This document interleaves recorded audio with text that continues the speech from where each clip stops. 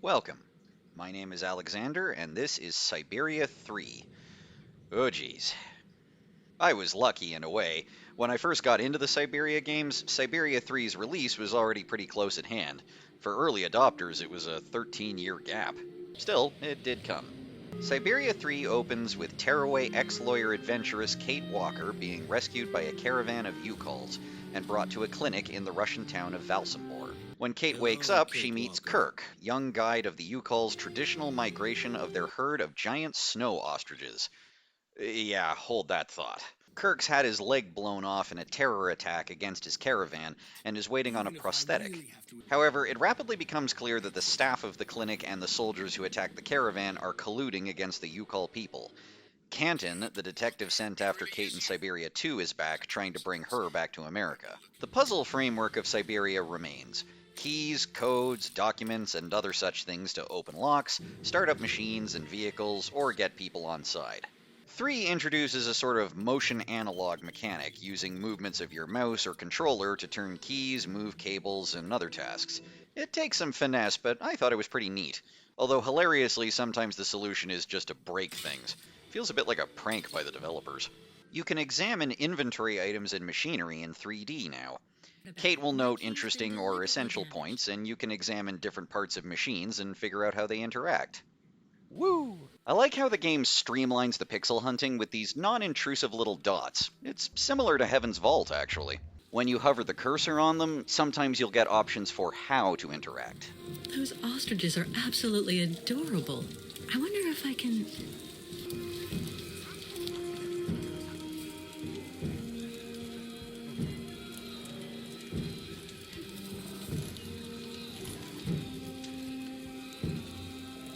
And I find sorting through loose objects in drawers and boxes weirdly immersive. This wheel-based inventory is way more arduous than the old games, though. And the puzzles still do that thing where, once you've fulfilled the requirements, you're given another set of requirements it didn't tell you about before, to the point that it felt like the game was trying to hold up its own story. Although this part was pretty cool. You steer Kate around with a controller or WASD keys, which isn't the best because controls like this work with a camera that's locked to the player character, not to a wall, as here. It's especially awkward when you change screens and she abruptly veers off course, or the path takes Kate somewhere you can't see her. The way Kate just snaps from running to standing contrasts with the way she skidded to a halt back in the first games. Syberia III was patched to accept the old point-and-click controls, but they're not all that great either. Kate gets snagged on people and objects in the more dynamic environments. Sometimes. I like the spots where you can engage a 360 pan of the environments, especially when Kate comments. Kate has to escape from the castle clinic and touch base with the Yukol camp. From there, she has to get past the checkpoint blocking the Yukol's path and into Valsambor. Kate springs Kirk and arranges for the ferry to transport the Yukols, only to wind up in an abandoned amusement park in a nuclear disaster zone. From there, they reach an abandoned Olympic complex, then the border crossing, beyond which waits the sacred nesting grounds of the ostriches. Times being what they are, I don't think it's an accident that Russia comes off as a much more bleak and hostile place than in previous Syberia games. I like the clinic. I can't quite place any of them, but these look like real paintings that have been scanned into the game. And wherever the Yukols make camp, it always looks charming. But the Olympic complex is established to have been built using slave labor over a site sacred to the Yukols, and amusement parks are creepy even when they aren't abandoned and doused in radioisotopes. The forest in Syberia II was cold, but it was crisp and vibrant. Heck, in Syberia I, you were in a different country almost every time you got off the train. It was the globe-trotting thrill of Tomb Raider, James Bond, The Adventures of Tintin, or Poirot. Between Benoit Sokal games, Tintin, and Poirot, there seems to be something about Belgians and world travel adventures. Syberia III has the same place-to-place framework, but in geographical or cultural terms, Kate hasn't really gone that far by the end of the game. I could take or leave the music in Syberia I and II.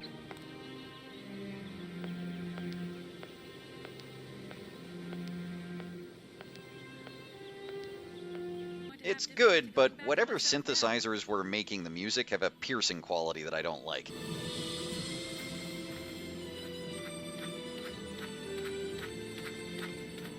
Syberia III's music is fantastic. The use of throat singing in particular really makes it for me.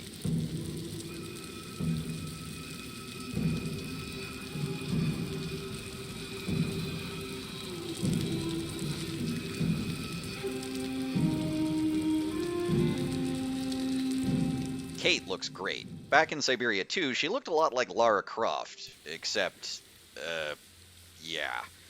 Now she looks like a real, distinct person. Most of the characters still have the cartoony proportions typical of Benoit Sokal, but they mostly look good. And the face and gesture animation in this game is really striking. Their mouth movements are way out of sync, though. Of the Yukon nomads in town was proving to be disturbing the tranquility of the inhabitants. Mayor Bullekin has ordered access to Valsambor to henceforth be restricted to those presenting a duly stamped pass. And there are a bunch of moments where the voice acting glitches. And when I compared it with an original, I saw it had been sabotaged. Sounds like they used a bad take. The disease, the radiation. Or a first draft script. Dr. Zamiatine asked a master craftsman from Valsambor to make me a new leg, and he's going to put it on me when it's ready. It will be like a brand new leg. Or has even been artificially sped up for no apparent reason. Yeah. She looks after us good. She's a real lady, if you want my opinion. Do I need to repeat? Kate gets some dialogue choices, usually to do with negotiating with someone. I haven't tried all of the options, but in the places I have checked, your choices make very little difference. And despite past games being quite good in this regard, the voice acting and direction are pretty weak. Not all of it. Sharon Mann still does a great job as Kate's voice. Kirk's voice actor is a rare case of having both decent acting and a pretty authentic sounding accent. On the other hand, there's the likes of Simon Steiner here. He's the clockmaker who makes Kirk's new leg. He's clearly meant to be a Germanic Russian, and while past Syberia games showed you don't always need the accent to bring across the character, his German sounds like it's being read by bad software. Yeah. Besides that, Steiner is supposed to be old enough to have an adult granddaughter and a dodgy heart, but this actor sounds younger than I do. It was Hans Vorarlberg who designed this object. Tell me, did you know him? Oh, yeah. He even lived here a few years. We did a lot of work together. Or take the villainous Dr. Olga's voice. You seem to have developed a singular paranoia since you came out of the coma. Compared with this moment where Kate impersonates her over a radio. This is Dr. Olga Efimova. Sharon Mann as Kate gives Olga a more interesting voice than Olga's own actor does. There are also a lot of instances of the same voice actor playing different characters. That's hardly unusual, but in rapid succession you encounter important characters with the exact same voice. Answer me, please. Without a pass, you shall not pass. Hello, Miss Walker. Very happy to finally catch up with you. She's a fairy, not a liner. Always inform your superiors. Canton is particularly weird because he sounds so different than he did in Syberia II. I'm in the boonies, Mr. Marson, but things are looking good. I actually had a theory for a while that this guy was an imposter claiming to be Canton as part of the Colonel's plan, whatever that was. But in recording the game, I realized that there was a DLC side story that I'd never gotten around to, and it confirmed that this is actually him. Because of her, I've crossed half the planet, been hit by blizzards and wild animals. I was suspicious because Canton claims that Kate is wanted by the U.S. State Department. Kate even points out that the feds wouldn't send a private detective, but he never explains. The first Syberia games had a dreamlike whimsy, but were grounded in realistic history and landscapes. Mostly. Even the idea of a lost island of mammoths is based on reality. Syberia III veers more fantastical with the introduction of the snow ostriches, among other things. The game still pays lip service to the significance mammoths hold to the Yukuls. The Yuki not dogs are still there, and offhand I'd say that if a species of flightless bird did evolve in the Arctic, it might look a bit like this. But as someone who studied anthropology once upon a time, what bothers me is how they're used in Syberia III's world building. Kirk lays it out at the beginning of the game, so let's break it down. Some people don't like nomads like us. Okay, so the Yukuls are nomads? I already have an issue since their village in Syberia II looked pretty established. There's some wiggle room here, though, I think. Their wool protects us from the cold. All the Yukuls we see in this game look like they're wearing leather and fur. I note that the outfits look more reminiscent of Mongolian rather than the Inuit-coded look they had before. An interesting blend. Their excrement feeds our crops. This is where it lost me.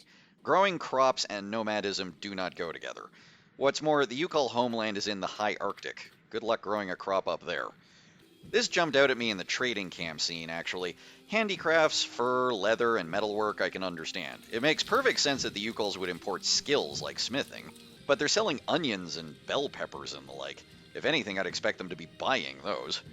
And there's Ayahuasca, the Yukol shaman. Her name is a pun on a hallucinogen from South America, pretty much the other side of the world. As in Syberia II, the Yukols have indigenous North American dream catchers everywhere. In brief, the creative team took aspects of indigenous cultures they liked and threw them in with no regard to whether they fit together. Syberia III leans hard into themes brought up in 1 and 2 of traditional cultures being pushed aside or exploited. I'm not acquainted with Russia's indigenous history, but in general terms, the kind of bigotry and inflexibility the Yukols experience feels disturbingly authentic. In your opinion, what should we fear from such a primitive tribe of savages who understand neither law nor border? But the saying goes that the road to hell is paved with good intentions, and the path of the Yukols is paved with stereotypes. The townspeople all tar the Yukols with accusations of theft, like this is a prejudice we have to fight.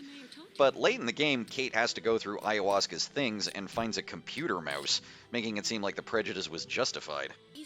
I still don't get why the Yukols are so short, nor why the indigenous people are the only ones who can't communicate in full sentences. Business not so good. Authorities become hostile. Though I like that there was an attempt to make more words for the Yukol language. Miss Kitwak, Sen Benu, Tuk, Tuk, Tuk, Tuk, Minimir, Buruf. Here in Canada, there's been a fair bit written in recent years about field naturalists who don't bother asking First Nations communities for their observations. I think it's because they assume traditional knowledge means hippy-dippy ghost stories or something, and Syberia III does nothing to reverse that stereotype. In the first Syberia games, stubbornly sticking to traditions was a negative trait, but when the lake doesn't freeze enough to cross, they don't seem to consider going around.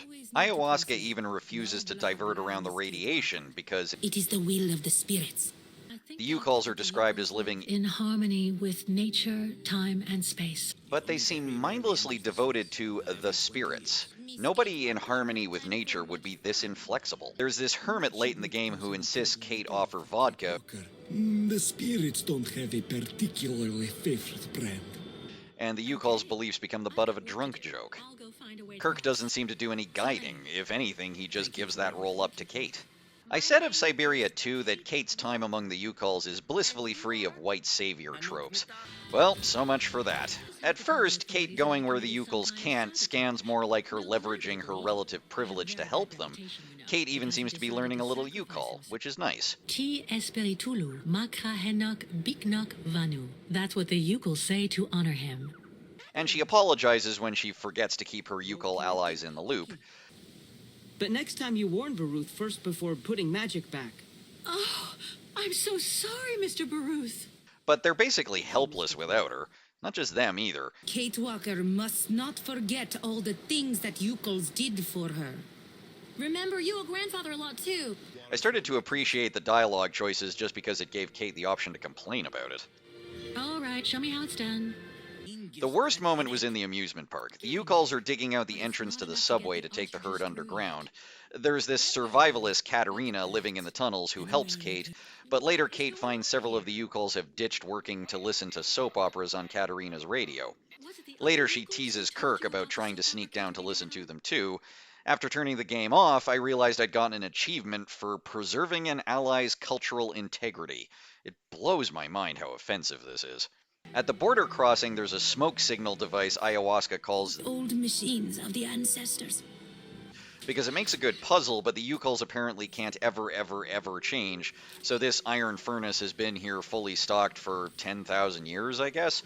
Also, how is this hermit so key to every migration unless he's thousands of years old?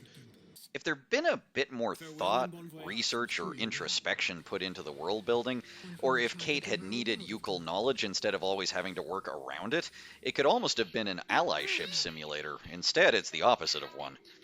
Kate herself was what kept me interested. She doesn't take anything from her enemies lying down, I have no need of a knight in shining armor holding my hand, Mr. Canton. and she remains as resourceful and as kind as ever. There are moments of grappling with the emotional fallout of casting aside her old life that I was really curious about, and I empathized with how worn out she gets on this adventure. Oh, I wish. As the caravan is about to get across the border, the Colonel catches up, Kate gets captured helping the Yukols get clear, and the game's over. We don't learn why the Colonel and Olga hate the Yukols, or how Kate threatens them, or what their plans are. The Yukols were about to cross into the fictional country of Yakistan. I wanted to go there. My first playthrough, I honestly wondered if something was wrong with my download. Syberia 1 and 2 were very much of a piece. Syberia 3 stands apart from them, and the result has its ups and downs.